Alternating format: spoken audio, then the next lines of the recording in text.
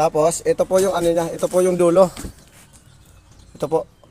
Naka 45 degrees naman po siya. Ayan. Tapos, ibaba po ng konti natin. Papansinin natin, bukod dun sa continuous na halos nasa gitna po siya, meron pa po siya sa ilalim. Ito po.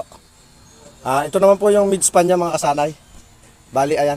Nakabaluktot naman po siya dito. Hanggang dun po naman yan sa kabilang L/6 niya. Kasi yung midspan po natin mga kasanay, bali, L/6 po ang nilabas. Ayan po, tingnan nyo po ito yung isang hook. Kung nakikita po, ayan po.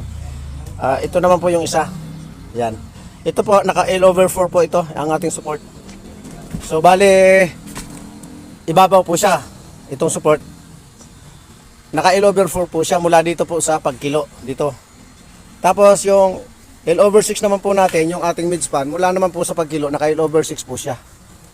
Ayan po. Kaya magkahiwalay po sila. Ito.